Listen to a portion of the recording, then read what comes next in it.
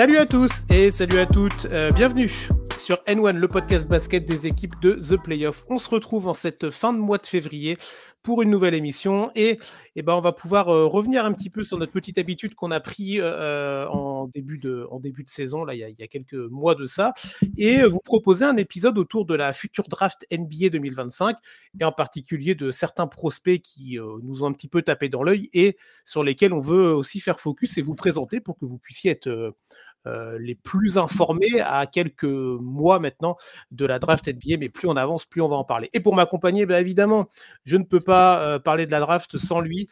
C'est Jules. Salut Jules. Salut Chris, salut tout le monde. Ouais, franchement, content d'être là. On avait fait une petite pause en janvier. Là, c'était fin décembre quand on s'était quitté sur la draft.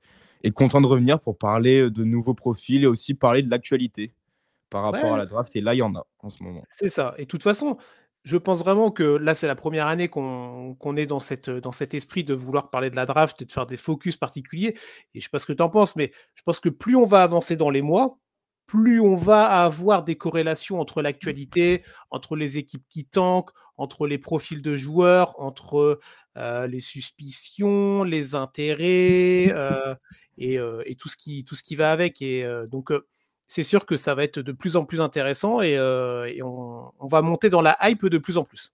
Ouais, clairement. De toute façon, c'est toujours la même chose en NBA. C'est dès que la saison est finie, hop, on se projette sur la draft.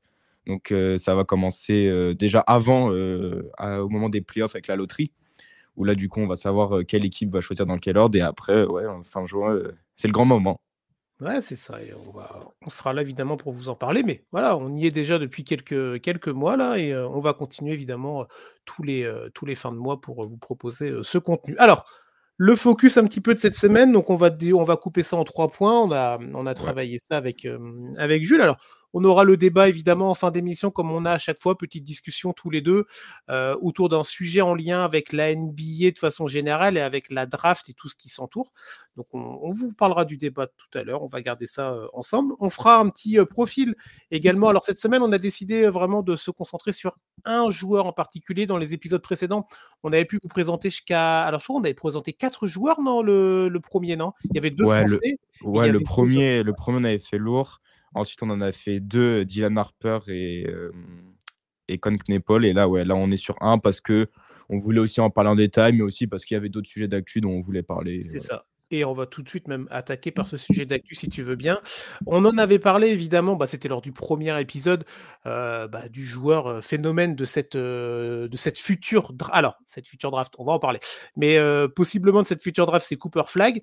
Et en fait, on vous en avait parlé dans les premiers épisodes. L'idée, c'était pas tous les mois de parler de Cooper Flagg parce qu'il n'y a pas non plus tout le temps grand intérêt. Mais là, c'est vrai, il y a eu des déclarations, il y a eu des performances, il y a eu différentes choses, Jules, autour de ce joueur-là. Et du coup, c'est l'occasion de pouvoir en reparler. Alors, juste avant, évidemment, de te lancer, j'aurais même dû commencer par ça. Vous retrouvez les articles de Jules, les profils de joueurs, dont celui dont on parlera tout à l'heure, sur le site de The Playoff. Donc, allez-y, évidemment, vous trouvez ça, les articles, évidemment, en lien avec la NBA et tous les autres sports américains, mais tu écris aussi sur les profils pour qu'il y ait du contenu écrit et une approche différente. Ouais, c'est ça. Là, le moment où le podcast sera sorti, normalement, l'article sera aussi déjà sorti sur le joueur dont on va parler. Bon, c'est bien, le travail est bien fait. Bon, on va revenir donc sur Cooper Flagg, le petit focus, on voulait en parler parce que ça a beaucoup bruité, il y a eu pas mal de choses. Ouais, plusieurs choses à dire. Et je te laisse là-dessus et on rebondit ensemble, on en discute. Je te lance, vas-y. Ok, ça marche. Alors là, on s'était quitté fin 2024 et là, quand on revient 2025, on peut voir que Cooper Flagg, il a vraiment fait comprendre, en fait, même si pour quand même la majorité des gens, c'était déjà évident, que normalement, c'est bien lui le futur numéro 1 de draft cette année. Il enchaîne les grosses performances, donc comme je dis, depuis le 2025, avec surtout un match qu'on va retenir, un match vraiment hallucinant face à Notre-Dame. Alors, je vais vous dire les stats. Accrochez-vous, 42 points, 6 rebonds et 7 passes à presque 80% au tir, avec toujours cette impression de domination qui le caractérise. Et ouais, c'est juste hallucinant. Donc là, en fait, au début d'année, en fin d'année dernière, excusez-moi, on avait un peu parlé de Dylan Harper et aussi des rumeurs qu'il y avait, surtout aux États-Unis, de finalement, peut-être on mettait en concurrence Dylan Harper avec Cooper Flagg pour le numéro 1 draft. Là, depuis 2025, on s'est dit, ah ouais, il veut montrer que c'est clairement lui et qu'il y a pas de débat. Ce sera lui le numéro un. Mais en dehors du terrain, donc là, quand ses propos, je l'ai dit par rapport à ce que lui a fait sur le terrain. Mais Chris, il y a eu aussi des déclarations hors terrain qui pourraient en fait remettre en cause et excusez-moi, rebattre Redistribuer un les peu les cartes, cartes. rebattre les cartes. Ouais. Exactement. Ouais, ouais, alors c'était un article de The Athletic. On vous le conseille à chaque fois, allez vous abonner à ce média américain, mais qui fait du contenu de qualité.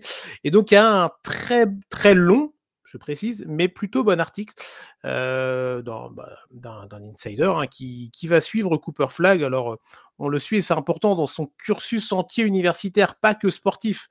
Et c'est vrai qu'on peut avoir tendance à oublier que dans un cursus universitaire là-bas, évidemment, tu as le côté sportif et Flagg, voilà, on le suit nous pour ça, mais il y a aussi le côté cursus en tant qu'étudiant, le cursus scolaire, et c'est quelque chose qu'il faut toujours prendre en compte. Et c'est vrai qu'il y avait une petite phrase qui est ressortie de cet article-là, où, alors, excusez-moi, pardonnez-moi l'expression, je vais commencer par un gros mot, mais il dit merde, je veux revenir l'année prochaine. Et quand il dit Ouais, qu'il c'est veut ça. revenir, c'est qu'il veut Shit, I rester. want to come Voilà, back next year. c'est ça. Il veut, pourquoi pas, faire une deuxième année, en fait, dans son cursus. Et c'est vrai que ça a bousculé pas mal les réseaux sociaux, ça a fait beaucoup de buzz. Alors, on va pouvoir en parler si tu veux, mais je trouve aussi personnellement, pour aller plus loin dans la déclaration, parce qu'au-delà de cette phrase-là qui a été prise, quand on regarde la suite en fait du contenu de ce qu'il dit, et c'est ça qui est intéressant, en fait, il explique. Il se considère toujours un petit peu comme un enfant. Comment il dit ça? Je veux dire, c'est la même chose pour les enfants au lycée qui sont payés beaucoup d'argent. Je trouve que c'est des choses plutôt normales, mais il se dit qu'il a peut-être encore des choses à voir. Il a peut-être pas complètement terminé son travail, en tout cas son travail intellectuel et personnel dans le côté universitaire, parce que c'est vrai que s'il arrive en NBA, il devient professionnel. Donc tu quittes en fait un univers où tu étais étudiant et avec tout l'entourage et tout ce qu'il y avait autour pour arriver dans un milieu professionnel. On rappelle qu'il est très jeune aussi, Cooper Flagg. Donc moi, je trouve de mon point de vue que ça a été beaucoup de bruit pour pas grand-chose à surveiller, mais ça a été beaucoup de bruit avec juste cette petite phrase-là qui a été reprise. Je sais pas ce que toi t'en penses, mais si le mec il veut rester une saison de plus, une année de plus, alors je pense que ça va mettre pas mal de managers de franchise NBA dans l'embarras pour cette année. Mais après, c'est son droit en fait. Il en a bien le droit, ce joueur, ce jeune joueur, ce jeune étudiant. Ouais, ouais, bah, t'as raison. Ouais. En fait, après, moi, avec ce genre de déclaration, est-ce que vraiment faut prendre tout, tout au premier degré?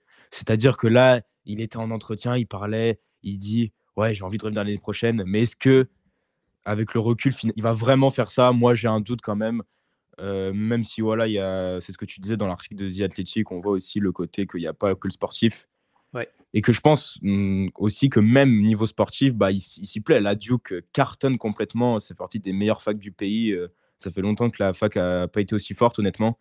Il a une équipe de fou. L'ambiance universitaire a l'air hyper chouette aux États-Unis, honnêtement. Donc, aussi, peut-être un environnement qu'il aime bien et qu'il a peut-être envie de faire une année. En plus, comme tu as dit, il y a le côté intellectuel. Après, moi, j'avoue que j'y crois pas trop, en vrai. Honnêtement, j'y crois pas trop. Je sais pas, toi, si tu trouves que c'est vraiment des mots qu'il faut prendre vraiment au sérieux premier degré. Personnellement, moi, je pense que il va quand même finir par mettre son nom à la draft. Ouais, après, c'est clair que l'attente est tellement énorme C'est autour de ça. ce joueur-là. Et on en parlait, nous, dans le début d'émission. On disait, plus on avance dans l'année 2025, plus on va s'approcher de cette draft et de cette hype, et plus on va en parler. Mais du coup, évidemment que pour lui, tout ça, ça sera puissance 10 000. Donc, est-ce qu'il n'y aura pas non plus un côté, bon,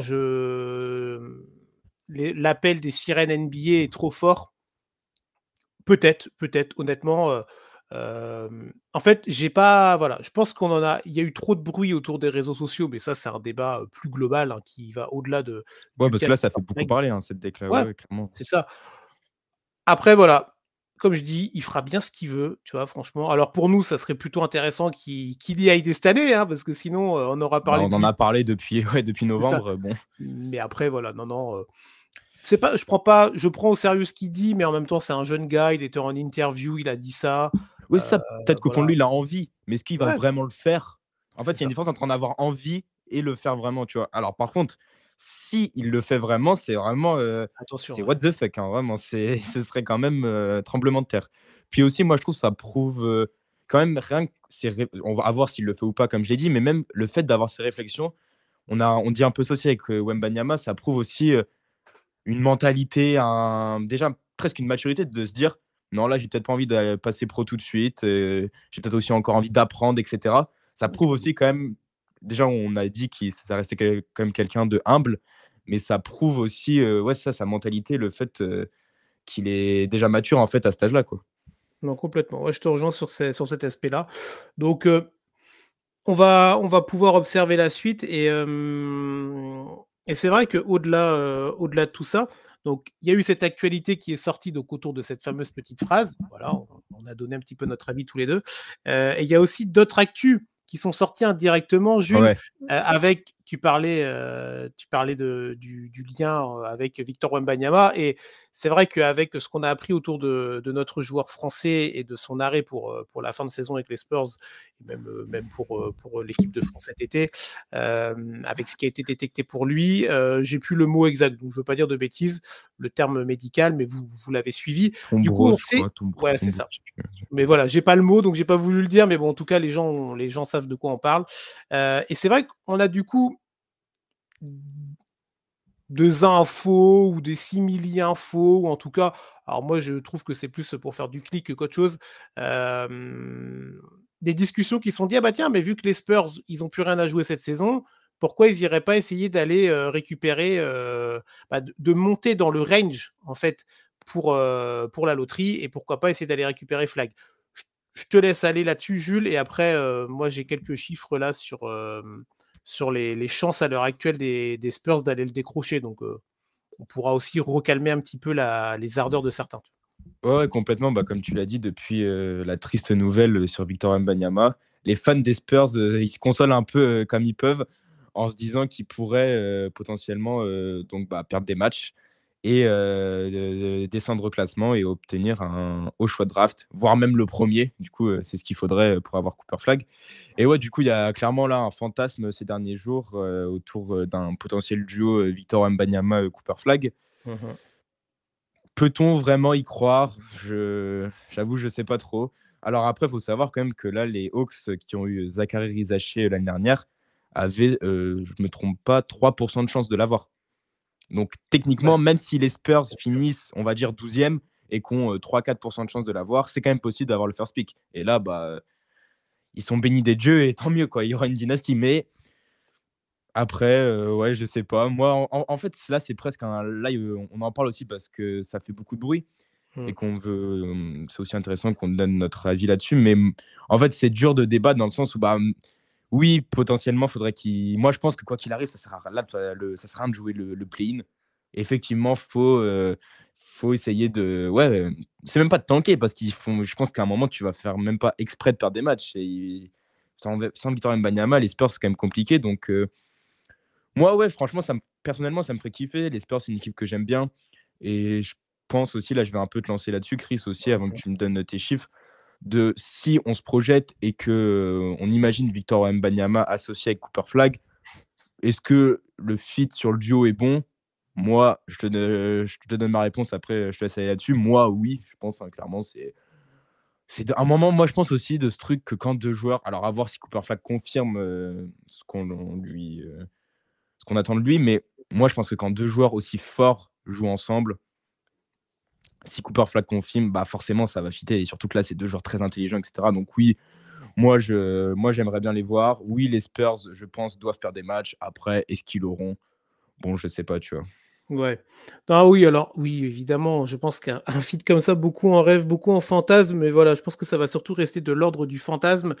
Hem, Vous trouvez, alors c'est comment il s'appelle? Tankaton, je crois, le site où vous savez, tu as un onglet, simulateur de la loterie de la draft, donc chaque année tu as ça, et là je suis allé voir juste avant qu'on tourne, donc on tourne, lundi soir à 19h, donc peut-être que les chiffres auront légèrement changé avec les matchs que vous aurez dans la nuit de lundi à mardi, mais qu'importe, on restera sur le même range. Là, les Spurs sont actuellement 10e en termes de choix de pick, avec à peu près 13,9% d'être dans le top 4, bon, déjà, et 3% de chance d'avoir le premier pick.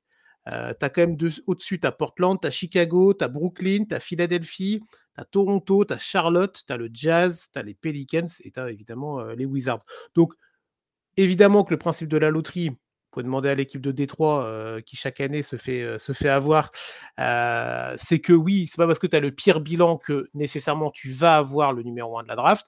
C'est ça. Le principe de la loterie, c'est la loterie, hein, c'est comme voilà, c'est des boules qui tournent et après tu as plus de boules dans le comment on appelle ça, dans le truc, dans la sphère, Saladier. dans le saladier, voilà exactement. Quand tu es Washington que quand tu es San Antonio, en tout cas à l'heure actuelle avec le bilan, mais c'est clair que voilà, le hasard peut faire que, et le hasard a fait que regarde, déjà Victor Wembanyama, les Spurs c'est déjà pas mal. Voilà, et c'est vrai que alors pour aller dans le sens de l'histoire des Spurs, Tim Duncan, oui, il l'avait déjà attrapé parce qu'ils avaient fait une saison blanche à l'époque. Avec David Robinson. Avec David Robinson. Et c'est pas une équipe, historiquement, les Spurs, qui va très haut à la draft. Et là, ils y avaient été, ils avaient récupéré Tim Duncan avec toute l'épopée qu'on connaît. Ils y retournent, ils récupèrent Victor Wembanyama avec l'épopée qu'on va très certainement connaître. Donc, en tout cas, l'histoire va dans le sens des Spurs. Après, là, quand même, je trouve que ça serait quand même très, très gros, sans parler évidemment de triche ou de tous ces trucs-là. Hein. Ça, c'est non. fantasme. Mais en termes de... Non, moi, j'y crois vraiment pas. Après, que les Spurs vont continuer à perdre des matchs et que les Spurs vont peut-être aller se classer un petit peu plus haut dans les potentialités de chance d'aller le récupérer à la loterie, oui. Oui. Et tu as quand même des équipes qui carburent fort pour être très mauvaise. Hein. Donc, ouais, clairement. clairement. Après, tu vois, l'année dernière, les Hawks, ils ont eu le premier pick avec 3%. Hein. Donc, ouais, voilà. Non, mais sur voilà. un coup de chance. Après, effectivement, les gens s'enflamment, alors que bon, je pense pas que les Spurs vont finir avec le pire bilan de la ligue. Ça va pas être les favoris pour. Quand les Spurs ont récupéré Victor Wembanyama, ça faisait partie des potentielles équipes qui allaient avoir le first pick. Là, ce serait vraiment un coup de chance absolu. Après, ouais, si on enlève cet aspect de il y a peu de probabilité, moi, je pense que le fit serait bon et que ça ferait kiffer quand même, tu vois. Après, Ah oui, non, mais moi je suis comme toi. C'est vrai que l'équipe des Spurs, moi c'est une équipe que j'apprécie particulièrement pour l'épopée Duncan avec Tony Parker, côté français là-dessus qu'on peut pas enlever, et toute l'équipe qu'il y avait autour de Greg Popovich auquel on donne une pensée, tiens. Mais bon, voilà. Après, c'est vrai que voilà, ça serait un clin d'œil énorme à l'histoire. Mais, ouais, clairement. Mais après, voilà, il y a les maths, il y a l'arithmétique, il y a les statistiques. Donc, il faut aussi penser à ça. Et c'est voilà. ça. On en a parlé quelques minutes ensemble parce que c'était. Voilà, ça. Oui, il faut rappeler aux gens que là, il y a beaucoup de gens qui en parlent, mais que tout est possible, mais ça reste quand même très peu probable. Oui, on redescend. Bon, voilà, on voulait faire le petit focus sur Flag d'un point de vue sportif. Tu as reparlé de ses performances et de son équipe qui cartonne. Ouais, et aussi, carrément. voilà, hâte de les voir à la March Madness. Hein. Hâte. Oui, il y a quelques équipes comme ça qui vont être intéressantes à suivre et son équipe de Duke va évidemment en faire partie. On va enchaîner, tiens, avec notre profil de la semaine, non, notre profil du mois plutôt même. Alors, c'est pas un joueur américain. Donc, ça va être intéressant en plus dans son parcours et dans son profil. On sait qu'il y a de plus en plus de joueurs qui sortent d'ailleurs des États-Unis. On parlait de Victor à l'instant, c'en est un exemple parfait. Et là, on a un joueur alors qui n'est pas nécessairement, tu nous diras ce que tu en penses, Jules, mais qui est peut-être pas classé très, très, très, très haut dans les mock drafts, etc. Non, il n'est pas top 3. C'est ça. Il est bien classé, mais il n'est pas top 3. Oui, c'est ça. Mais en tout cas, c'est un profil qui t'a tapé dans l'œil et que tu voulais aborder avec les auditeurs, auditrices du podcast. Ouais. Alors, comme tu l'as très bien dit, on va parler d'un Russe qui s'appelle Egor Demin. Alors, je ne sais pas si on prononce comme ça. Désolé pour ceux, c'est pour ça que je n'ai pas prononcé. Savent la prononciation. Demin. Quand j'ai regardé les matchs et les différents matchs et highlights de lui, les Américains le prononcent Demin, mais je n'arrive pas trop. Donc, on va dire Demin ou Demin, je ne sais pas. Oui, bon. Mais donc, Egor Demin, il est né le 3 mars 2006. Il a grandi à Moscou dans une famille de basketteurs, puisque son père Vladimir était un ancien joueur pro, si je ne me trompe pas. Alors, il a fait ses débuts très jeune en Russie, puis il a rapidement pris l'avion direction l'Espagne, puisque c'est à seulement 15 ans qu'il rejoint le Real Madrid. Il a fait quelques apparitions avec l'équipe première, mais il a surtout été avec l'équipe jeune et Mmh. il a fait parler de lui notamment lors de l'ANGT. L'ANGT, je vais rappeler pour ceux qui ne savent pas, c'est l'Adidas Next Gen Tournament. On en avait parlé notamment pour Noé Sengue et Nolan Traoré. C'est un tournoi c'est l'Euroleague U18, on va dire, pour résumer. Et donc, il faisait partie de l'équipe U18 du Real qui allait à la NGT. Ils ont gagné plusieurs fois la NGT. Il a gagné plusieurs fois la NGT avec le Real, si je ne me trompe pas. Et il a fait partie donc de l'équipe qui a battu Nolan Traoré et l'INSEP en finale l'année dernière. Mmh. Sur le tournoi, il finit à 16 points de moyenne et il a fait quand même une vraie perf en finale, 26 points et 11 rebonds, ce qui est quand même Pas mal. plutôt correct. Mais ouais, du coup, Chris, là, on est sur un joueur un peu différent, un joueur russe, il n'y en a pas non plus des masses, Non, c'est clair. et un joueur avec un profil qui a joué en Europe. Et là, pour sa dernière saison, il a décidé d'aller en NCAA à l'université de BYU, qui ne fait pas partie non plus des très grosses facs. C'est pas North Carolina ou Duke, mais où donc il est peut-être le centre de projet. Il sait que s'il joue au Real, t'es pas forcément, tu joues en pro, là, il aurait sans doute été avec les pros cette saison-là, tu n'es pas forcément Mmh. le centre du projet. Et du coup, là, ouais, il s'est lancé dans ce défi en NCAA et voilà. Non, c'est plutôt intéressant bah, voilà, de revenir sur le début, comme tu dis, du parcours et le fait que voilà, c'est un mec de Europe de l'Est. On sait que voilà, je parlais tout à l'heure de l'internationalisation de la NBA. Il y a beaucoup de joueurs qui sont qui viennent de voilà de l'Europe de l'Est. Et là, on a un possible futur joueur, en tout cas, qui est russe. Ouais. C'est vrai que j'ai pas 40 exemples de profils comme ça, de joueurs étant nés en Russie et qui sont arrivés. Alors, il n'y est pas encore en NBA, mais en tout cas, il a tout le profil pour.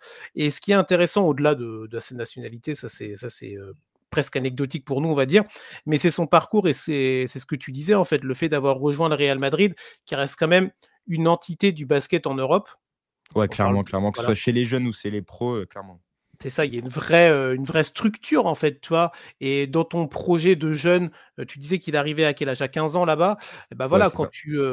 quand tu es un jeune garçon, tu arrives dans une structure, dans une entité. Il arrive dans un autre pays parce que donc le gars, il vient de Moscou, il vient de Russie, il arrive en Europe de l'Ouest, il arrive en Espagne, il arrive au Real Madrid, dans un très gros club, dans voilà, une référence en termes de basket. Donc tu as toute la structure organisationnelle, tu as tout, voilà, tu as les coachs, tu as tout le management, tu as tout ça dès le plus jeune âge pour eux. Alors, pas à l'échelle industrielle de la NBA ou de la NCAA, mais quand même, déjà, quand tu as un profil de jeune garçon comme ça, c'est intéressant. Il vient pas de nulle part où il a débarqué après une saison incroyable, machin. Il était déjà quand même voilà, dans cette équipe du Real Madrid où il a pu montrer des belles choses. Tu as parlé de sa Ouais. finale à plus de 25 points. Donc, ça montre Plutôt que chez c'est un. les jeunes, du coup, là, c'est ça. Il a fait quelques Voilà. apparitions avec les pros, mais là, il restait quand même très jeune parce que là, Oui, du oui. coup, ça veut dire qu'il aurait joué en Euroleague 2 ans plein temps, 2 ans avant la draft. Ça faisait peut-être beaucoup, du C'est coup, ça, là. oui. Et c'est Et sans doute voilà, pour ça aussi qu'il a décidé d'aller au NCAA c'est ça. Mais pour avoir plus de responsabilités. même au-delà d'être dans la partie professionnelle, je pense que quand tu es au Real et même quand tu es Ouais, pas même dans en l'équipe jeune, pro, clairement. je pense que c'est sérieux, tu vois? Oui, oui, Donc, clairement. c'était voilà, c'était vers là que je voulais emmener. Mais non, c'est un profil en tout cas de base qui est intéressant et quand on continue un petit peu le déroulé du profil, tiens, je vais te laisser la suite, Jules. C'est vrai qu'on a aussi un joueur qui paraît plutôt atypique et voilà, qui peut sortir un petit peu de l'ordinaire, en tout cas des joueurs qu'on a pu déjà parler nous et des joueurs qu'on peut observer. Ouais, clairement, bah, comme tu l'as bien dit, Chris Egor Demine, pardon, du coup, on va dire, c'est un joueur plutôt atypique. Il est quand même différent des autres profils qu'on a vus auparavant. Alors, c'est un meneur, entre guillemets, on va dire, traditionnel de 2,06 m. Donc, 2,06 m, c'est souvent la taille actuellement des postes 3, voire même 4. Sa qualité première, c'est clairement le playmaking. Il a un très gros cul basket. Voilà, sur les différentes séquences et matchs que j'ai vus, il y Mmh. a vraiment des séquences où typiquement, il va prendre un pic, il va drive, la défense va se resserrer et il va quand même réussir à trouver le joueur ouvert à l'opposé. Je ne sais pas comment il fait pour le voir, alors que clairement, 90% en fait, des autres joueurs, bah, ils n'auraient pas réussi à avoir cette passe. Et tu sais, ça me fait un peu penser à des actions. Bon, je ne le Non. compare pas à Luka Doncic, mais dans ces types d'actions, un peu des actions à la Luka, à la Tyrese Haliburton, où en fait on se dit mais Ouais, what, comment il fait quoi.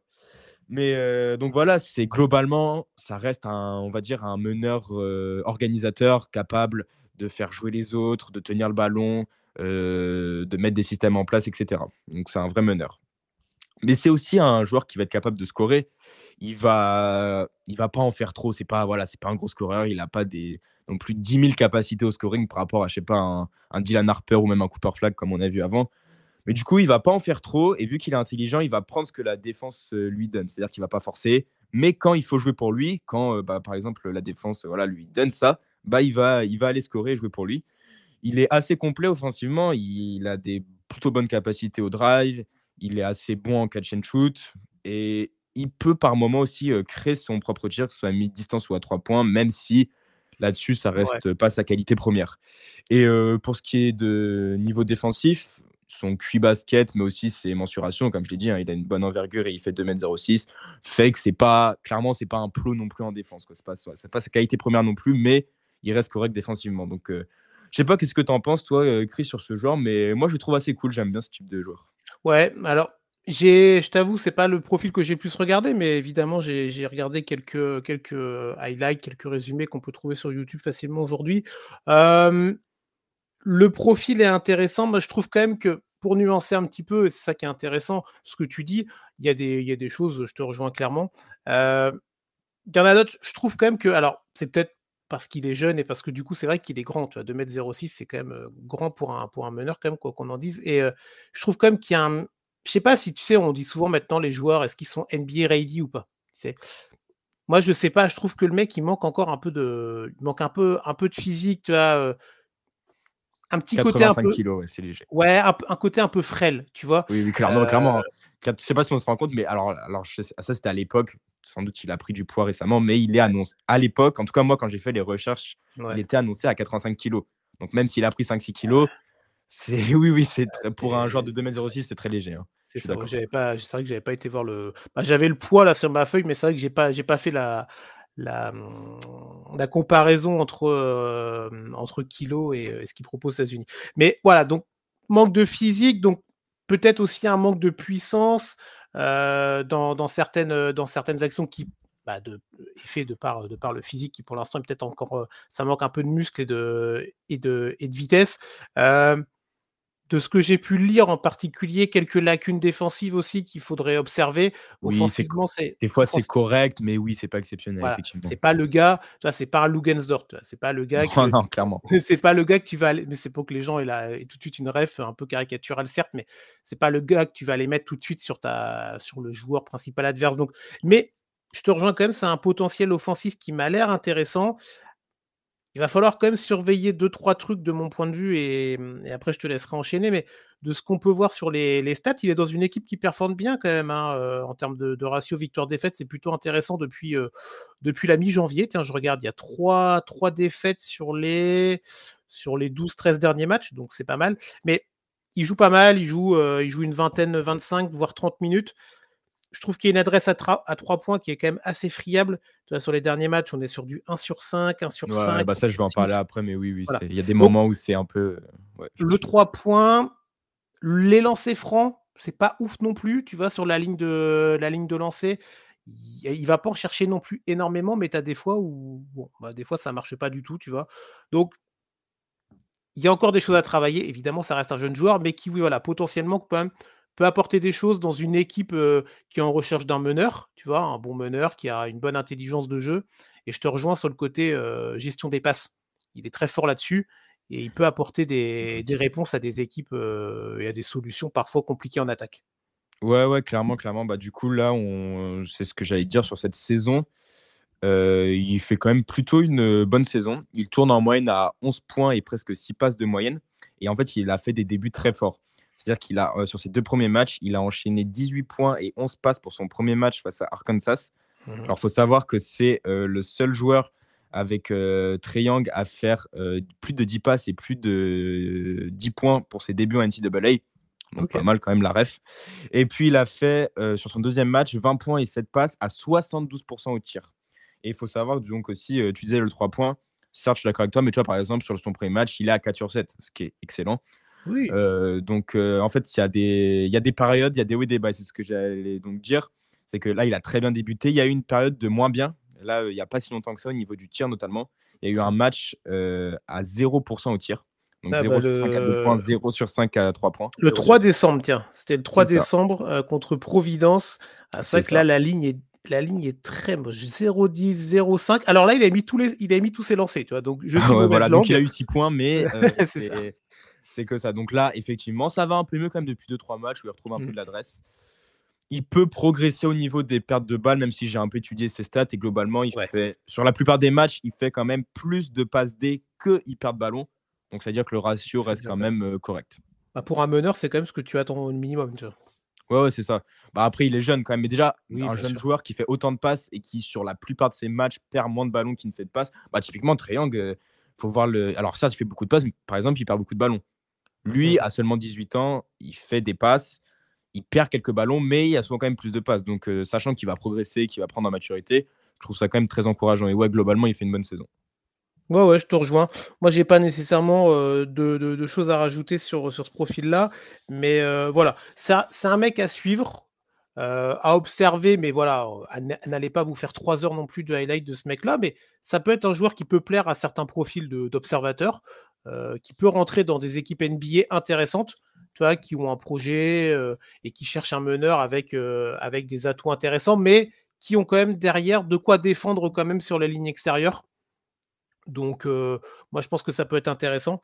Heu, Après, on le dit souvent, Jules, il faut aussi arriver à tomber dans la bonne équipe au bon moment, tu vois? Ouais, ouais, c'est ça. Bah, alors, comme je l'ai dit, c'est un joueur quand même plutôt «atypique» entre guillemets, puisque en fait, c'est un joueur atypique, mais d'un autre côté, il va quand même bien, je trouve, dans la NBA actuelle Mmh. où, les joueurs sont de plus en plus grands, en fait. Il y a de plus Ouais, en c'est vrai. plus de meneurs de grande taille, enfin, des meneurs qui dépassent les 2 mètres, il y en a quand même pas mal, hein, LaMelo Ball, Luka Doncic, et cetera. Enfin, je vais pas tous les citer, mais voilà. Je pense que son manque, on va dire, de talent au scoring, c'est-à-dire que là, il a 11 points de moyenne, c'est pas un Dylan Harper, Pas ouf, tu vois? lui donne peu de chances de devenir peut-être une superstar de la ligue. Mais en revanche, c'est un joueur, comme tu l'as dit, Chris, avec un très bon Q-basket.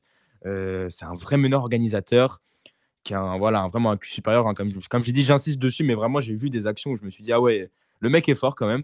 Donc ça peut quand même, je pense, à terme, peut-être devenir un meneur starter en fait d'une équipe visant le titre. C'est-à-dire que ouais, voilà, Ah oui! c'est pas la star, mais c'est peut-être ta quatrième option dans le 5 majeur, mais tu te dis, il est là, il va tenir le ballon quand il faut. Dans les moments chauds, c'est lui qui va annoncer les systèmes.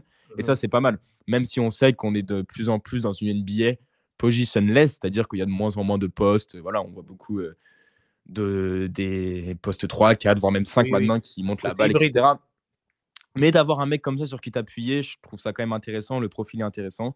Il est annoncé dans le top 10 quand même, ce qui est quand même pas rien, est un top 10 de draft pour vous montrer quand même que même s'il y a des doutes, ça reste quand même un bon prospect. Là, sur la dernière mock draft de ESPN, qui a été publiée il y a à peine 10 jours, il est annoncé huitième. Huitième, voilà, donc ce qui est OK. quand même OK. très honorable. Et au niveau des comparaisons, on aime toujours faire ça. Moi, j'ai décidé de choisir Josh Giddey. Josh Giddey, il a Ouais. 2,03 m, lui 2,06 m. Un peu ce côté meneur de grande taille, très talentueux au niveau de la passe. Josh Giddey qui a un peu une difficulté au shoot. Je trouve aussi que Egor Demin, même s'il y a quand même des bons matchs où il a des bons pourcentages au tir, tu sens qu'il n'a pas un shoot naturel non plus, que c'est un shoot qui est travaillé. Donc voilà, j'ai trouvé la comparaison un peu intéressante. Et Ouais. après, si vraiment il explose, on peut citer Tyrese Haliburton en meneur star. OK, et là, du coup, je te rejoindrai sur le côté, meneur d'une équipe qui vise très haut en playoff. Tu vois? Les Pacers, alors finale NBA, je sais pas, mais en tout cas qui vise, plus qu'un tour. Donc là, je te rejoins. C'est ça. Après, ouais, la compa avec Josh Giddey, c'est ce que j'ai pu lire aussi à droite à gauche. Je te rejoins. Et en plus, voilà, c'est vrai que Josh Giddey offensivement peut apporter des choses. Défensivement, Josh Giddey, c'est pas non plus l'assurance tout risque, hein. Donc Non, non. après, en espérant pour notre joueur qui ne tombe pas à Chicago, hein, tu vois, parce Ouais. que ça peut être compliqué, mais Peut-être qu'il aura un non, mentor, écoute. Et après, est-ce que Josh Giddey est un bon mentor? Ça, c'est une ouais, autre je question, sais pas, mais ça c'est une autre question, ouais. Mais non, alors moi je l'avais vu un petit peu plus bas, plutôt top 15 dans les drafts, mais ouais, pas non ça plus, dépend, ça varie après. Mais oui, là, ça là, j'ai cité celle d'ESPN, mais Je Ouais, ouais. pense qu'il peut être le lottery pick, c'est top 14. Je pense qu'il peut être dans le lottery pick. Oui, Mais après, à ouais, ouais, voir. c'est ça. Donc à lui de continuer à performer. Il est dans une équipe là qui est plutôt intéressante sur, là le début 2025, on dit ça Puis tout tu à l'heure. sais, juste Donc après, on ouais, bien finit sûr. sur le débat, mais juste aussi un truc que je voulais dire, c'est qu'aussi là, on dit des prévisions, mais qu'on est très tôt en fait. Et là, par exemple, souvent, vu que là, la plupart des joueurs sont NCAA, les mock drafts varient aussi à la March Madness. C'est-à-dire que si là, Egor Demin, je sais pas, vraiment, il crève l'écran, ils font Final Four BYU et qu'il est à 20 points, 8 passes sur 3 quarts des matchs, bah, tout de suite, il va monter. S'ils sont éliminés au premier tour et qu'il fait une perf kata à 0% au tir comme il a déjà fait une fois, bah, il va sans doute baisser. C'est-à-dire qu'aussi, là, en fait, la March Madness, quand même, à part sur certains joueurs, mais sinon, elle impacte quand même pas mal, je trouve, sur, pas sur tout le monde, mais presque même plus positivement, j'ai envie de dire. C'est-à-dire que si Dylan Harper et les Rodgers ils font rien en March Madness, bon, ils seront quand même assez hauts. Mais typiquement, un Igor Demin qui emmène son équipe très haut en March Madness, ça peut le faire monter petit à petit dans les mock drafts. Bon, on va suivre ça évidemment et voilà, donc c'était un profil aussi qu'on voulait vous présenter donc allez voir tout ça, ces vidéos, ces highlights et les matchs évidemment, si vous avez l'occasion de pouvoir aller Ouais. regarder ça, c'est toujours intéressant. Sur On Beansport, il y a va 1 ou 2 matchs par semaine. Ouais, c'est le mercredi 14h je crois en général, je vais pas dire de Mercredi en VF ouais. et le samedi soir en VO. Bon, bah, nickel, tu vois? Si vous bossez pas le mercredi après ou même vous faites le replay derrière et pour le week-end, voilà, vous avez les occasions en tout cas d'aller voir, certains des joueurs dont on a pu parler et peut-être de certains des prochains qu'on abordera dans les prochaines émissions. On va, continuer et surtout terminer l'émission, tiens Jules, avec la petite discussion, le petit débat, du mois autour du coup de Yes. de de la draft, des prospects, de tout ça et de la NBA parce qu'évidemment l'un ne va pas avec l'autre et la question que tu m'as proposée pour l'émission, évidemment que j'ai acquiescé, c'était un petit peu de savoir comment bien drafter et pour préciser la question, est-ce qu'on y allait plus bas? Nous non, mais est-ce que les franchises et les managements, il fallait plutôt y aller au talent ou est-ce qu'il fallait y aller plutôt au fit? C'est-à-dire, à ce que tu as Yes. besoin dans ton équipe pour, avoir, un effectif, qui fonctionne bien. Je te laisse la main et on en discute ensemble. Tiens. Ouais, ouais, c'est ça. Bah, alors avant de donner mon avis, je vais juste rappeler, Chris, ça te dérange pas 2 secondes Bien un peu sûr. ce que ça veut dire drafter au fit et drafter au talent. Vas-y, vas-y. Donc en gros, ce qu'on tient dans, on va dire, la commu NBA, drafter au talent, c'est-à-dire que je dis au hasard, on est quatrième. Là, il y a 3 joueurs qui sont passés. Là, je regarde les joueurs qui me restent. Je prends celui qui s'annonce comme être le meilleur, qui a le plafond le plus élevé. Le C'est-à-dire celui qui peut potentiel. potentiellement devenir une star, etc. Donc ça, c'est ce qu'on appelle draft au talent. Je prends celui qui semble le plus talentueux au moment où je choisis. Drafté au fit, c'est plus selon les besoins de l'équipe. Je te donne un exemple. Dallas, typiquement, quand ils avaient drafté Derrick Lively, ils ont drafté au fit, ils avaient besoin d'un rim runner, d'un rim protecteur, un rim runner, et ils ont drafté Derrick Lively, pardon. Donc après, la question, c'est de savoir comment bien drafter et est-ce qu'on va plus vers une théorie ou vers l'autre. Moi, bon, je vais faire un peu une réponse classique, en vrai, pas très originale, mais je trouve que c'est vrai, ça dépend. Clairement, ça dépend, en fait. Moi, je pense que quand on est, on va dire, je sais pas, on loterie pick, par exemple, Mmh. peut-être qu'en fait, drafter au talent, c'est une bonne chose. Mais encore une fois, il y a des exceptions. C'est-à-dire que Dallas, typiquement, quand ils ont eu Derrick Lively, c'était un loterie pick. Bon, bah, ils ont bien fait de pas drafter spécialement au talent. C'est qu'en fait, je trouve que c'est vraiment au cas par la franchise. Après, quand j'entends typiquement, je sais pas, c'était qu'on me dit par exemple les Blazers, ils ont pris Donovan Clingan. Bon, même si les Blazers, ça tourne très bien en ce moment. Bon, je sais Sur le pas ouais, si, sur le long terme, je sais c'est pas pas si, je sais pas si c'était là, ils sont clairement allés en mode on a déjà Shepard, n'importe quoi, Sharp, ah oui. Scoot Anderson et Anthony Simons. Bon, bah oui, on va prendre un big. Ils avaient le choix numéro 6 ou 7 je crois. Et là, moi, j'avoue que je me dis, bon, je sais pas. En vrai, je sais pas. Je suis vraiment intéressé d'avoir ton avis, Chris, tu vois. Mmh. Moi, pour dire ma réponse, ça dépend. Plus clairement que top 5 pour moi, top 5, tu ne touches clairement si tu vas au talent, ça, sans aucun doute. Même dans le top 10, j'ai envie de dire. Mais après, bon, ça va selon. Et en vrai, les franchises, je sais pas, qui draftent entre 20 et 30, c'est souvent les franchises qui tournent bien.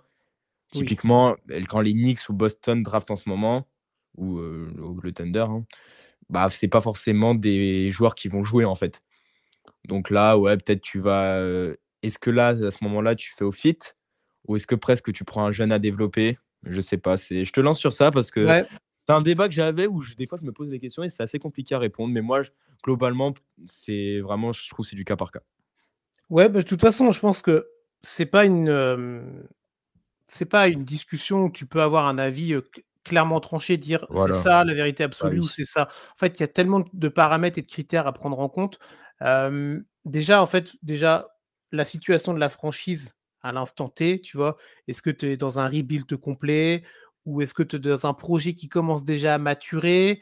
Ou est-ce que, bah, toi, tout à l'heure, on disait, bah, tu as du hasard, tu pas du tout dans une reconstruction, et tu as un bol monstre à la loterie et tu récupères un top 5 de draft, tu vois? Parce qu'en plus, des fois, ça peut arriver, tu sais, avec des échanges de pics protégés, machin, tout ça. Donc déjà, ça dépend de la situation de la franchise, au moment de la draft. Après, donc ça, c'est la franchise, mais tu as l'autre côté, c'est-à-dire ça dépend aussi des joueurs qu'on va te proposer à la draft. Et si tu as des mecs, alors là, je vais vous dire un truc qui tombe sous le sens, mais ça n'a pas toujours été le cas dans l'histoire, mais quand tu as des joueurs qui sont reconnus comme étant le fameux talent générationnel qu'on entend tous depuis des années, bon, bah, là, en fait, la réponse, elle est presque tranchée. Tu Bah, en tout cas, moi, de mon point de vue, en tant que manager, en tant que franchise, en tant qu'organisation, tu te dois, toi, je reprends, bah, l'exemple le plus simple, Victor Wembanyama, tu vois? Ou même à l'époque, Zion Williamson. Alors aujourd'hui, c'est plus compliqué Zion, tu vois? Et Victor, on espère évidemment que ce sera beaucoup mieux pour lui, mais tu es dans l'obligation de prendre le talent générationnel qui est devant toi quand c'est à ton tour de le prendre, tu vois? Regarde les Pelicans. Alors là, aujourd'hui, on peut en débattre de Zion, tu vois? Est-ce qu'il doit encore, quel niveau il a? Est-ce qu'il doit rester aux Pelicans? Qu'est-ce que doit faire, la franchise? Mais à l'époque, rappelle-toi des images, rappelle-toi de la hype autour de joueurs, rappelle-toi, tu sais, je sais pas si tu avais vu les images, je pense que oui, dans le bureau quand, tu sais, ça avait été, cité que c'était Zion, ils s'étaient tous levés, ils avaient jeté les feuilles, tu l'impression qu'ils avaient tous gagné au loto, tu vois? Mais parce que tu étais dans l'obligation. Si Zion avait été un leader énorme, avait emmené les Pelicans en playoff saison après saison et avait fait des performances de dingue individuellement et collectivement, et ben, on aurait dit: «Bah ouais, mais c'est normal». Et s'il avait performé dans une autre équipe, on aurait dit: «Non mais les Pelicans, non mais sérieux les gars, vous aviez la possibilité de prendre ce joueur-là et vous ne l'avez pas pris. Regardez 4-5 ans après ce qu'il est devenu dans, je sais pas, je dis n'importe quoi, les Hornets», tu vois? Je dis Non, mais c'est ça, t'as raison. Et puis c'est surtout qu'à un moment, on n'est pas devant. Enfin, je veux dire, voilà, c'est il était drafté 2019, Zion, si je me trompe pas. ouais, c'est ça, ouais, De 18-19. 2019, quand il est drafté, bon, là, Obligé. on aurait fait cette émission en 2019. On aurait dit, on ne savait pas ce que Zion allait devenir en fait. Donc, C'est ça. c'était le meilleur prospect. En fait, prospect, c'est ça, pour rappeler aussi vraiment ce que c'est prospect, c'est vraiment à l'époque le joueur, qu'est-ce qu'il pouvait potentiellement devenir. Là, mauvaise pioche, mais clairement, c'était un bon prospect. Donc, oui, je suis complètement d'accord avec toi. Et tu vois, là, Chris, je regardais un peu sur la draft 2024, on va prendre la plus récente. Oui, oui, Tu me dis un peu ce que tu en penses. vas-y. Euh, Red Shepard, je sais pas comment on prononce, Red Shepard, qui est sélectionné en troisième position par les Rockets. Putain, j'avais déjà oublié qu'il avait été 3e, toi. Red Shepard, Ouais. qui joue les trois quarts du temps en J-League, parce qu'aussi, il y a déjà du monde.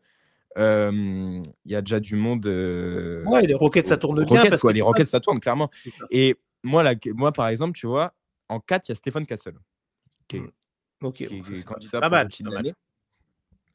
Ils ont voulu, sans doute, enfin, je veux dire, autour de Jabari Smith, Jalen Green, ils voulaient du spacing. Red Shepard, sa spécialité, c'est shooter. Moi, dis-moi, après là, c'est une draft particulière dans le sens où il n'y avait pas de Ouais, il y joueur avait pas dit de talent, ouais, générationnel. c'est ça. Mais dis-moi si j'ai la bonne lecture et peut-être que je ne l'ai pas.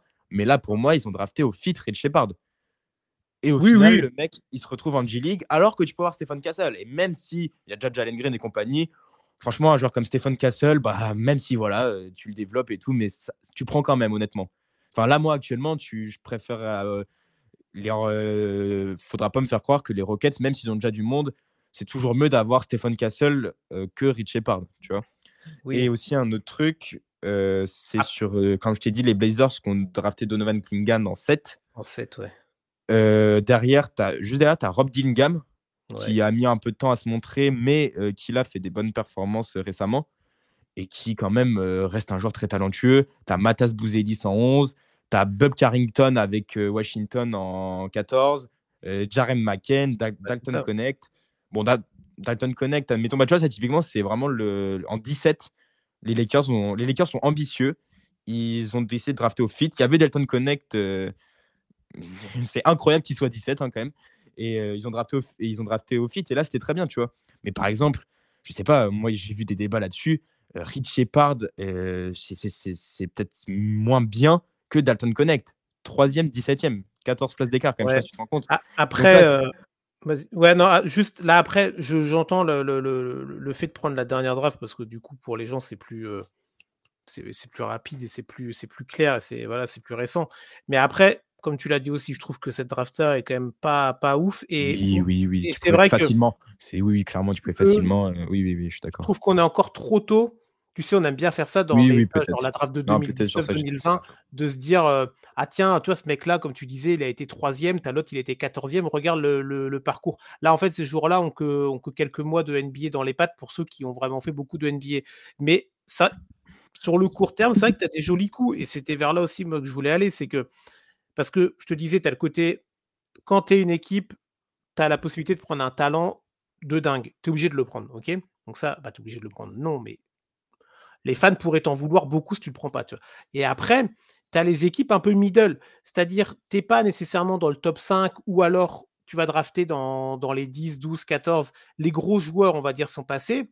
Et là, en fait, c'est de la stratégie. Est-ce que tu vas plutôt aller prendre le meilleur prospect parmi ceux qui restent pour te le garder pour toi, ou alors dans une stratégie d'aller le refourguer dans une autre équipe, tu vois? On a ça aussi des fois. On a, bah attends, moi je te prends le pic, moi je sais pas, évidemment, je suis dans une équipe et j'ai le pic 7. Alors les gros joueurs sont passés. Moi je vais prendre quelqu'un qui ne m'intéresse pas dans mon effectif, mais je vais le prendre parce que derrière, je vais aller récupérer peut-être le Hmm. pic 12 et le pic 13 d'une autre franchise. Tu vois, je vais faire un échange. On entend souvent ça les soirs de draft, tu vois, genre Portland a échangé son pic numéro 4 contre le pic numéro 7 et le pic numéro 9 de je sais pas qui. Tu vois, je te dis Oui. n'importe quoi. Donc il y a ça aussi. Et après, les équipes qui gardent leurs joueurs et qui ont des pics, là, allez, après la 14e, 15e place, il y a aussi le côté, il faut avoir un peu le nez fin, tu vois. Tu vois, des mecs comme McCain, comme Connect, là, parce que c'est cette draft-là. McCain, je suis d'accord avec toi. McCain, s'il n'était pas blessé, début de Ouais, saison ouais, des clairement. Sixers, dans le marasme de Philadelphie, McCain, il faut s'en rappeler, au début de saison, c'était peut-être la seule lueur d'espoir des fans de Philadelphie. Hein. Oui, oui, oui. Alors, je suis d'accord avec toi sur McCain, ça, ouais, je suis d'accord avec toi. Ce serait peut-être un top 3 candidat, enfin, sûr, même rookie de l'année s'il n'était pas blessé. Par Ça, contre, Dalton Connect, qui soit là en 17, c'est vraiment un exploit. Enfin, honnêtement, pour avoir un peu suivi à hum. l'époque, ce n'est pas normal que les Lakers aient récupéré Dalton Connect en 17. Eux, ils l'ont. En fait, là, c'est presque un. Ils ont tout eu, en fait, les Lakers, comme à chaque fois. C'est-à-dire qu'ils ont un joueur qui est censé être presque top 10. Enfin, je veux dire, voilà, il perd bien plus que certains autres qui sont dans Ah le top 10. bah oui, oui. Donc, ils ont le joueur le plus talentueux, donc ils draftent au talent. Mais en même temps, le joueur qui draft au talent, le meilleur joueur dispo, bah, c'est un joueur qui fit bien parce qu'il faut du spacing autour de LeBron et compagnie. Là, tu vois, on est dans un cas, c'est merveilleux. Mais après, tu vois, moi, c'est peut-être effectivement, là, quand je t'ai dit, oui, bon, 3-17, j'étais un peu sévère. Mais après, tu vois, par exemple, typiquement, sur le cas Rich Shepard, Stephen Castle en 3 et 4, typiquement, les Rockets ont drafté au fit. Mais en fait, Stephen Castle est sans doute plus talentueux que Rich Shepard. Mais vu que Rich Shepard fitait mieux, ils ont mis Rich Shepard en 3. Quand tu es top 5, honnêtement, il ne faut pas drafter au fit, je pense. Hein. Je ne sais pas comment après c'était le management, on n'est pas dans les coulisses, mais moi, je me dis quand même, quand tu es top 5, tu draftes vraiment tu prends le mec qui a le Le plus meilleur. haut plafond. Le mec qui a Ouais, le bien plus sûr. haut plafond, tu le prends. Et après, tu vois selon, mais globalement, quand tu es des lottery picks, il faut essayer de faire des coups sur les mecs talentueux parce que tu sais pas ce que ta franchise. Je veux dire, hein, voilà, on voit ce qui se passe en NBA en ce moment. Tout peut aller très vite. C'est Donc, ça. c'est mieux de prendre, comme tu dis, les joueurs. Enfin, selon moi, on va dire 10, 12, allez, 4, on pousse jusqu'au 14, jusqu'au dernier de la lottery pick, de prendre les joueurs les plus talentueux Et au pire, bah, tu les refourgueras dans un trade ou je sais pas quoi, si tu veux faire autre chose, quoi. C'est Et ça. En fait, après, moi, c'est voilà, le fit, c'est aussi pour les équipes contenders, comme on disait. ouais, en fait, il faut vraiment, je pense, pour répondre à cette question, voir la situation globale de ta franchise, enfin Ouais, de la il faut faire franchise du en cas par cas, général. clairement. C'est Ouais, tu ça. raison. Et qu'est-ce que la franchise souhaite faire? Est-ce qu'elle souhaite garder le joueur? Est-ce qu'elle souhaite l'échanger dans un package contre, plusieurs autres joueurs ou contre, un joueur, qui a déjà un CV NBA? Mais, l'équipe B qui va faire l'échange va dire: «Bah non, moi ton joueur, ton jeune joueur là, ton jeune rookie m'intéresse», donc mais je te rejoins par contre sur le début, c'est-à-dire quand tu as vraiment un haut choix de draft et et la précision est importante et quand tu as des mecs avec un talent fort comme là on en parle, tu vois? Autant la draft de l'année passée, bon, c'est discutable, autant la draft qu'on aborde depuis quelques épisodes ensemble, Jules, Ah là, bah, il il y y a a du quand même talent, hein. il y a du talent. Donc citer, les équipes dont on parlait tout à l'heure, là, je reprends ma liste, Washington, les Pelicans, tu quoi? Tu as Utah, tu as Charlotte Ouais. et peut-être Philadelphie qui va descendre, on verra bien comment ce sera aboutiqué, mais tu es dans l'obligation de prendre le meilleur joueur. Moi moi, c'est ça en Ah fait. bah, surtout là, surtout cette année, hein, oui, Là, oui. tu te dis: «Non, je prends le meilleur joueur que j'ai sous la main et après, allez, je vais essayer d'aller articuler mon truc, de refaire des trades, des machins pour avoir des effectifs». Parce que de toute façon, ces équipes-là, c'est pas comme si elles partaient avec un 5 majeur qui était acté, clair et net avec, tu vois, genre, j'ai, 4 ou 5 joueurs clairs, nets et je rajoute un super joueur talentueux. Si elles en sont là, c'est elles ont un effectif qui peut bouger, moduler et avec des joueurs sur lesquels, bon, tu vas pas miser tes 10 prochaines années. Donc non, tu Non, prends puis le même à meilleur. un moment, on avait ce débat en début d'émission, c'est si, imaginons, il y a un coup de chance et que les Spurs ont le premier pick, Ouais, bah ouais, non, mais tu vas qu'on vienne pas me dire qu'ils veulent prendre un meneur de jeu. Bah non, il y a déjà De'Aaron Fox, mais je sais pas, ou alors un poste 3 un oui. peu pour être le futur Harrison Barnes alors qu'il y a Cooper Flag, tu vois. Ou Ouais, un ouais, poste. mais Enfin, tu vois ce que oui, je veux dire, oui, c'est que même quand tu es une équipe qui est ou qui va être compétitive, quand tu es aussi haut, il faut drafter au talent quoi qu'il arrive. Mais là, globalement, on parle, mais ça a été le cas. Enfin, je veux dire, en fait, c'est facile de dire qu'ils n'ont pas drafté au talent. Comme tu disais, Chris, tu as raison. Il faudra reparler de ça dans 15 ans, quoi, tu vois. c'est ça. Quand Michael Jordan est drafté que 3, bon, bah, c'est aussi parce qu'il pensait peut-être que d'autres joueurs avaient un meilleur Après il y a potentiel. ouais, alors après Et il y a là, aussi tu vois, tu as des vas-y, vas-y. managements non, non, mais tu as aussi des managements qui Oui, sont pas oui, oui. fiables et ça Oui. aussi, tu vois, ça rentre dans la balance quand tu as Beaucoup des mecs. Dallas. Ouais, ou il y en a plein des équipes comme ça où tu te dis: «Mais attendez, ça fait, vous avez 4 meneurs de jeu, vous avez 4 4 ailiers, dans votre équipe et vous allez en Oui. récupérer un cinquième. Tu vois? Donc Oui, non, en plus, Dallas, je suis sévère, ils ont fait des bons coups avant de faire ça, ouais. quand même. Oui, c'est juste que c'est facile de taper sur Dallas, depuis quelques semaines. Oui, oui, clairement. Et tu vois, juste que pour remonter sur ce que tu disais, Vas-y. là, sur cette année, c'est que là, on va dire le top 3 là, depuis le début d'année, c'est en un Cooper Flag, en 2 Dylan Harper et en 3 Ace Bailey. Ces Mmh. 3 mecs-là, enfin, avec Cooper Flag évidemment, mais même Dylan Harper et Ace Bailey, ils sont à la draft de l'année dernière. Les deux sont premiers, je pense, tu vois. C'est que Ouais. là, on est sur une draft quand même très talentueuse où clairement, il faut. Enfin là, top 5, ouais, top 5, voire même plus, tu draftes au talent. C'est hop, j'ai qui lui, de ce que les scouts ont dit, c'est celui qui a le plus haut plafond, donc je prends. Et c'est vraiment quand on va. Là même, ouais, c'est ça, c'est. Certaines équipes de la loterie peuvent drafter au fit parce que, comme tu dis, il y a du cas par cas, mais globalement, trois quarts des équipes de la loterie doivent drafter au talent cette année, quoi, tu vois. Mmh. Bon, Et bah, après, on voit pour ce qui fit le mieux sur les équipes contenders. c'est ça. Bah, tu vois, on a répondu à la question finalement. Ouais, ouais. Bah, globalement, après, de toute façon, c'est pas comme Ouais, tu dis, hein, c'est pas une question de tout noir, tout blanc. c'est ça. Globalement, la réponse, c'est du cas par cas, quoi. Exactement, donc bien observé, en fait, voilà, c'est l'offre et la demande. Qu'est-ce que la franchise, veut faire sur le court moyen terme et aussi qu'est-ce que tu as en face en termes de Qu'est-ce que la potentiel de QV joueurs? draft pro faute? Ouais, c'est Ouais, ça.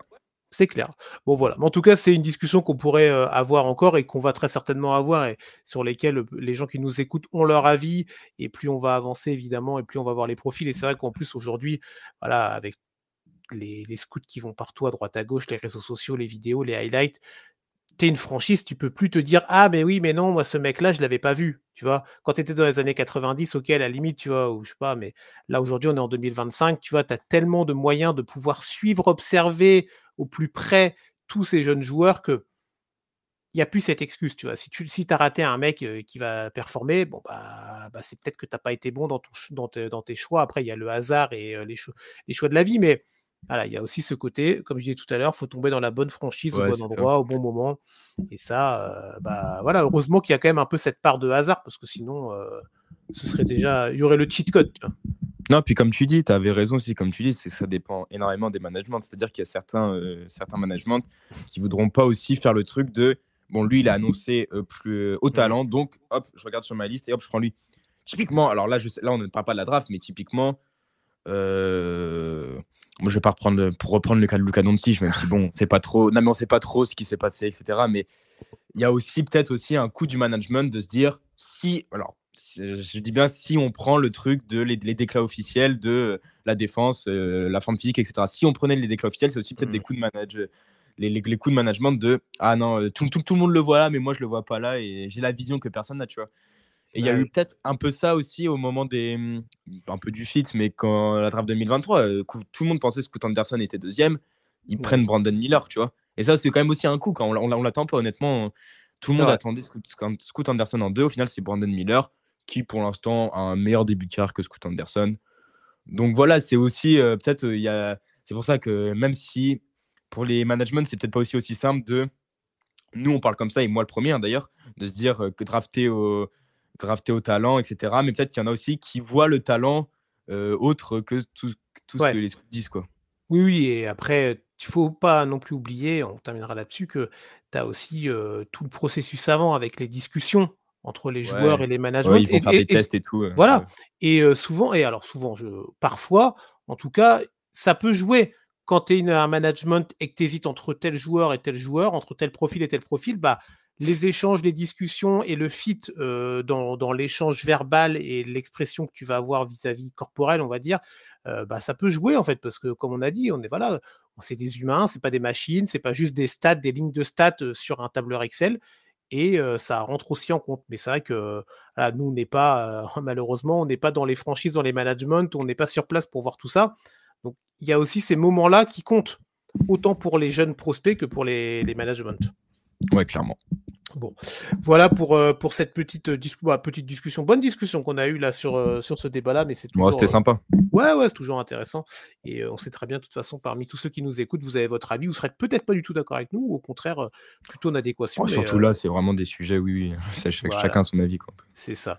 Et c'est pour faire un petit peu mouliner tout le monde, réfléchir tout le monde pendant que vous nous écoutez dans cette émission, en tout cas. Bon, Jules, voilà, c'était un bon petit pavé là, de 57 minutes qu'on a proposé aux auditeurs, auditrices. Pour un retour, ça fait plaisir. Le podcast le plus court pour l'instant. On avait dépassé les 1 heure à chaque fois. Là, on va sans doute finir avant. Donc, voilà. Bon.